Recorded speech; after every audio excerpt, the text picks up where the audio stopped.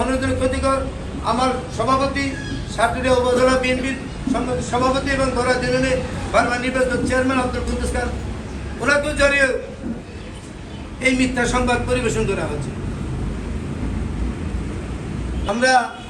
আমরা আইনি ব্যবস্থা মানে আমরা প্রশাসনের কাছে লিখিত অভিযোগ দায়ের করেছি। এটা প্রশাসন এটি ঘড়িমড়ি করছে। সে আগে যে শহরে ছিল, ঘোরার বাজার শহরে ছিল, সেই মনোভাব তাদের এখনো রয়ে গেছে। পুলিশ প্রশাসন এখনো সাধারণ মানুষের মনের চিন্তা চেতনার মধ্যে ফিরে আসেনি। তারা আওয়ামী আগে থেকে ছিল, ঠিক সেই আগের দৃষ্টিভঙ্গি নিয়ে তার কাজকাম পরিচালিত করছে। এটা আমরা গতকাল পেয়েছি। গতকাল পেয়ে নিয়ে আমরা থানায় গেছি এবং সেখানে একটা জিডিও করেছি। জিডি কপিও আমার কাছে আছে, আমি আপনাদেরকে সরবরাহ করব। আপনারা থানা অভিযোগ করলেন, পাশাপাশি ওই শিক্ষকের বিরুদ্ধে আপনারা অপপ্রচার করতেছে। আপনি একাডেমিক কোনো ব্যবস্থা আছে? আমরা জেলা শিক্ষা অফিসার বা উপজেলা শিক্ষা অফিসারের কাছে আমরা উপজেলা নেতৃবর্গ এবং আমার উপরস্থ নেতৃবর্গ তাদের সাথে আলোচনার ক্রমে পরবর্তী পদক্ষেপ আমরা গ্রহণ করব। 2 নম্বর আদালত মানিকগঞ্জ, ওই লুৎফর রহমানের স্ত্রী শিলা বেগম, শিলা আক্তার আমাকে এবং আমার দলের সাধারণ সম্পাদককে জড়িয়ে 21 জনের একটা মিথ্যা মামলা করেছে।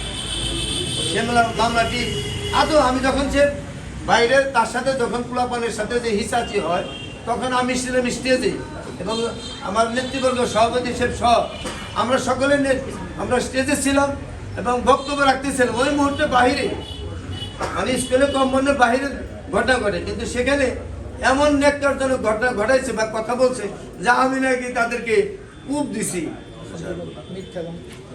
বিসমিল্লাহির রহমানির রহিম।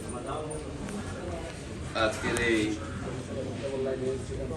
সাটুরিয়া ডাক বাংলোতে সাটুরিয়া থানা বিএনপি এবং অঙ্গ সংগঠন সমূহের যৌথ উদ্যোগে আয়োজিত সাংবাদিক সম্মেলনে উপস্থিত সাটুরিয়া থানা বিএনপি এবং অঙ্গ সংগঠনের নেতৃবৃন্দ, বিভিন্ন মিডিয়ার সাংবাদিকবৃন্দ, সুধীমণ্ডলী এবং উপস্থিতি, আসসালামু আলাইকুম। মহান রব্বুল আলামিনের কাছে লাখো শুকরিয়া যে আমরা বিগত 5ই আগস্টের পরে বিগত 16 বছর না 18 বছর পরে ডাক বাংলাতে আসতে হলো। যে অবস্থায় দেশটা ছিল আপনারা সকলেই জানেন, নতুন করে বলার কিছু নেই। ছাত্র জনতার আত্মত্যাগের মাধ্যমে এবং আমাদের বিএনপি সহ অন্যান্য বিরোধী দলের 16 বছরের রাজনীতির ফসল 5ই আগস্টে এই যে পরিবর্তনটা, তার সাথে যুক্ত হয়েছে আবু সাঈদ আর বৌদ্ধদের রক্তের বিনিময়ে এদেশের মানুষ, লাখো কোটি মানুষ রাস্তায় নেমে এসেছিল বলে এই হাসিনা সরকার দেশ ছেড়ে পালিয়েছে। এই পালানোর পরে আমাদের নেত্রী আফরোজা গান্ধীতা উনি আমাদের এমন নির্দেশনা দেন এবং সে নিজেও ফিল্ডে নেমেছিল কোনো সংখ্যালঘুদের প্রতি যেন কোনো জুলুম অত্যাচার না হয়, কোনো সম্পদের ক্ষতি না হয়। এ কারণের জন্য আমাদের বিএনপির নেতৃবৃন্দ এই সাটুরিয়া থানা পাহারা দিচ্ছে 4-5 দিন। আমরা এখানে সাংবাদিক সাটুরিয়া নিয়ে ম্যাক্সিমাম আপনারা জানেন।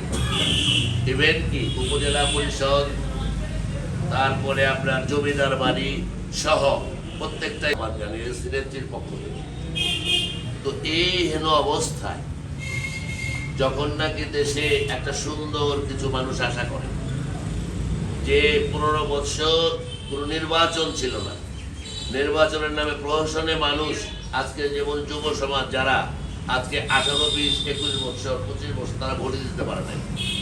এই অবস্থার মাঝখানে সাটুরিয়া উপজেলা, আমি বলবো আমার জানা মতে এই জেলার মধ্যে না বাংলাদেশের অন্য নিয়ে যে বিষয়টা হয়েছে, আমি বলবো যদি কোনো আমাদের দলের কেউ যদি হতো দলীয় ভাবমূর্তি পূর্ণ করার জন্য ধামরাই থানার থেকে সাটুরিয়া থানার মধ্য জায়গায় দরগ্রাম, সেই দরগ্রামে ধামরাই থেকে 50-60টা মোটর সাইকেলে ধামরাইয়ের লোকজন এবং হাইয়েস্ট ভরা ধামরাইয়ের লোকজন, আমি কিন্তু এগুলো জানি না, পিকআপে ধামরাইয়ের লোকজন ওখানে তারা সেই কাউন্সিলটাকে পণ্ড করার জন্য চেয়ার ভাঙ্গা থেকে শুরু করে মাইকের রশি ছেঁড়া, তার ছেঁড়া, এবং সেখানে ঝগড়ার যে উৎপত্তি, এটা কিন্তু বাইরে, মঞ্চের সামনে না। এখানে সাংবাদিক যারা আছেন অনেকে ছিলেন ওখানে, আপনারা জানেন। তো বাইরে যে ঘটনা ঘটেছে অবশ্যই ন্যাক্কারজনক, দুঃখজনক।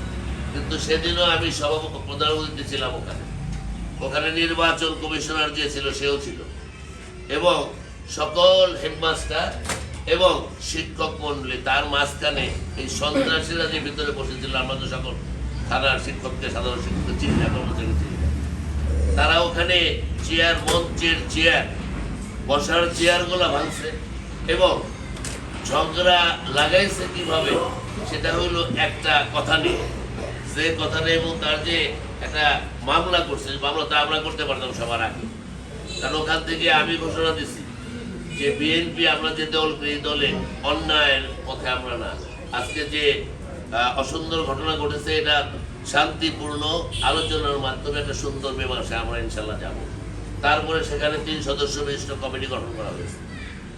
ওই নির্বাচনের যে আব্দুর রহমান এবং সাইনাজার বিপ্লব সহ এখানে বসা আছে ওখানকার যুব দলের যুগ্ম আহ্বায়ক সাইফুল ইসলাম বকুল সহ হেডমাস্টারের কাছে যে আমাদের প্রস্তাবনা, যে আমরা একটা শান্তিপূর্ণ সমাধান চাই, যেটাই হোক আমরাই হোক। তারপরেও দেখেন আপনারা একটা মামলা করেছে। এই মামলাটার মধ্যে সবচেয়ে আপত্তিজনক কোনটা? এখানে দেখেন শিলা আক্তার মামলা করছে, ঠিক আছে, করতেই পারে। বনাম আমিনুল ইসলাম বাবুল মাস্টার, যে নাকি ওই সম্মেলনে সে সাধারণ সম্পাদক নির্বাচিত হয়েছে বা মনোনীত হয়েছে। 2 নাম্বার আবুল বাশার সরকার, এর গর্ভে লেগছে 1 নাম্বার আসামি, নির্দেশ ও হুকুমে 2 নাম্বার আসামি আবুল বাশার সরকার। কি দাও? রাম দাও দিয়ে লুৎফরের মাথার উপরে কমছে এবং সে পড়ে গেছে। তারপরে 3 নাম্বার আসামি আব্দুর রহমান মৃত্যু নিশ্চিত করার জন্য কিন্তু সে চা পাতি দিয়ে তাকে করছে। এরকম জঘন্য, মিথ্যা, বানোয়াট এবং কুরুচিপূর্ণ শব্দ। আবুল বাশার সরকার এই ইউনিয়নের 4 বারের চেয়ারম্যান, এই সাটুরিয়া উপজেলা বিএনপির সাধারণ সম্পাদক। সে কি আমিনুল ইসলাম বাবু, তার নির্দেশে সেটা করতে পারে? এরকম কোনো মামলা হইতে পারে নাকি? আপনাদের মনে কি হয় এইরকম শব্দ কি চয়ন করা উচিত কোনোদিন, যদি এটা শিক্ষিত মানুষ হয়? কেমন অশিক্ষিত বর্বরচিত মামলা করছে। এবং সে ধামরাই থেকে লোক এনে, আমার কথা এটা না, সাটুরিয়া থানার লোক যদি ওখানে প্রতিবাদ করতে আমাদের কোনো আপত্তি ছিল। ধামরাই থানা এবং এখানে মধ্যে যেটি আসামি দিচ্ছে তার দেখেন সকলের নাম, পিতার নাম, কেমন গ্রাম, সব ক্লিয়ার। এবং আমরা শুনছি সে তার পরিবার, তার যে গ্রাম আছে ওই গ্রামে সমাজে বন্ধক, সমাজ থেকে বিতাড়িত। কেমন উচ্ছৃঙ্খল এমন যে কারণের জন্য সে এই ধরনের মামলা করতে পারে। যদি সে বিএনপির লোকই হয়, সে এ ধরনের কুরুচিপূর্ণ মামলা করতে পারে না। এক ওই কার্য আমাদের ধারণা যে আজকে যে ফেকটা, এই ফেকটাও অরি মানে কার সাজিয়ে বাজে কোনোভাবে হোক না কেন, আপনার সাংবাদিকরা এবং ডিএসপি লোকেরা আছে, লোকেরা আছে, আমরা এখানে ওই ঘটনা যখন মামলা করছে, মামলা করার আগে আমরা এখানে দরখাস্ত দেওয়া হয়েছে। পুলিশ শব্দগুলো লেখা আছে, এই শব্দগুলো পড়তেও রুচিতে বাধে আমার, কারণ আমি আমার জীবন কাটাইছি মোটামুটি 100% বলবো না, সতনের ঝান্ডা উঠায় কোনোভাবে আপোষ করিনি কারণ অন্যায়ের সাথে, ইভেন কি আমার দলের সাথেও না। কেউ যদি অন্যায় করতে যায় তার প্রতিরোধ আমরা করি। সেইখানে সালিশ বিচারে টাকা খাওয়া, বালুর আর ইয়ের টাকা খাওয়া যারা করছে, কেমন বাস স্ট্যান্ডের, এই শোনেন সাংবাদিক ভাইরা অনেকে তখন জন্মই হয় নাই, 92 সালে যখন 91 সালে বিএনপি ক্ষমতায় আসে, সাটুরিয়ার নেতা আমরাই ছিলাম। এই বাস স্ট্যান্ড, এই টেম্পো স্ট্যান্ড, আমরা এবং আমাদের ছেলেরা জীবনেও কোনদিন যায় নাই। ইয়ে মারা গেছে দাউদ আলী হিরো বলছিল ভাই এই বাস স্ট্যান্ডের কি করব? আমরা বলছিলাম যে তোমার যদি কিছু করার থাকে করো না, কিন্তু আমাদের এই অর্থের প্রয়োজন নাই। এই দীর্ঘদিন রাজনীতি করি 50-52 বছর, আমাদেরকে মানুষ জানে ভালো মানুষ হিসাবে, গ্রহণযোগ্য মানুষ হিসাবে, সৎ মানুষ হিসাবে। এই যে ফেক আইডিতে যা লেখছে এটা ন্যায় বিচার করার জন্য আমরা বর্তমান সরকার প্রশাসন সকলের প্রতি আহ্বান জানাচ্ছি। অন্যথায় যদি এই ফেক আলাদের কোনো বিপদ হয়ে আসে আমাদের কিছু করার নেই। সময়ের বিবর্তনে মানুষের পরিবর্তন আসতে হয়। আজকের এই পরিবর্তিত বাংলাদেশে আজকের থেকে 6 মাস আগের যে অবস্থা ছিল পুলিশ প্রশাসন সকলকে এটা ভাবতে হবে না। আমরা চাই আপনারা যে কোনো সংবাদ যেমন তথ্য ভিত্তিক আপনারা লিখবেন এবং তাতে আমাদের যত সহযোগিতা আমরা ইনশাআল্লাহ করব। ঠিক কথা, ঠিক আছে? আমরা সহযোগিতা করব। আমরা চাই না এই অন্তর্বর্তীকালীন সরকারের যে ভাবমূর্তি সেটাকে নষ্ট করার জন্য এই কেমন কাজে অন্তর্বর্তী সরকার আমাদের প্রয়োজন, আমাদের দেশের জন্য প্রয়োজন। আমরা তাকে সমর্থন করি এবং এলাকায় শান্তি বিরাজিত হবে আমরা চাই। হিন্দু মুসলমান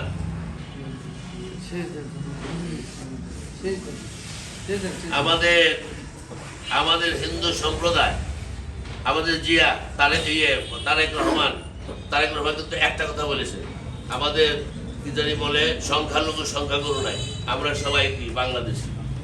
কি ভাইয়ের আমরা সবাই কি বাংলাদেশি?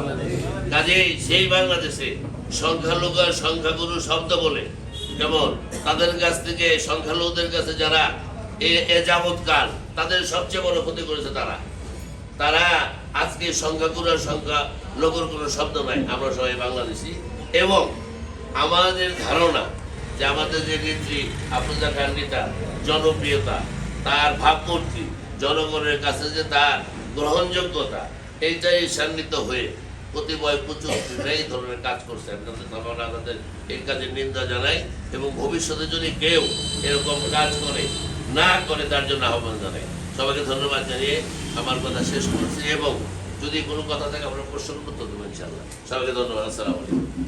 শেষ হলো, তারপরে আমরা শিক্ষক মন্ডলী প্রধান শিক্ষক যারা তাদের নিয়ে বসে আমরা 3 সদস্য বিশিষ্ট একটা কমিটি করে দিলাম যে আপনারা প্রথম আমরা ওনাকে 3 দিনের টাইম দিলাম। মুসলিম স্কুলের হেডমাস্টার প্রধান আর ওই দরগান স্কুলের এক হিন্দু সহকারী শিক্ষক আর আমাদের বর্তমানে হলো জিপি, মানে এখন জিপি কিন্তু আমাদের আইন সম্পাদক, যে ওনারা তদন্ত প্রতিবেদনটা দিলেই তারপরে আমরা এটা বসে সুষ্ঠু একটা সমাধান করব। তারপরে সাথে সাথে কমিটি করার পরে 1 দিন পরেই বা 2 দিন পরেই আমাদের দলের তরফ থেকে আমার যুগ্ম সম্পাদক আব্দুর রহমান এবং সাংগঠনিক সভা শাহিন বিপ্লব এবং আমাদের যুব দলের যুগ্ম আহ্বায়ক সাইফুল ইসলাম বকুল, এই 3 জনকে আমরা পাঠালাম দানকুরা হাই স্কুলের হেডমাস্টারের কাছে। আর ওই লুৎফর রহমান আবার দানকুরা স্কুলের সহকারী শিক্ষক, যে তোমরা যাইয়া স্যারের সাথে বসে আলোচনা করে কবে কখন এই বিষয়টা আমরা বসবো, আলোচনা করে শেষ করবো। কিন্তু উনি ডেট না দিয়ে পরক্ষণে এই মামলাটা করলো, যদি হেডমাস্টার গরিব শিক্ষকের আর টাইম বা ডেট আর দেওয়া হয়, যার প্রেক্ষিতে এটার বসার কোনো প্রক্রিয়া যেতে। এবং আমরা এটা নিয়েও আমাদের ঊর্ধ্বতন জেলা পর্যায়ে নেতৃত্ব তাদের সাথে পরামর্শ করবে আইনি প্রক্রিয়া আমরা এটা জানবো।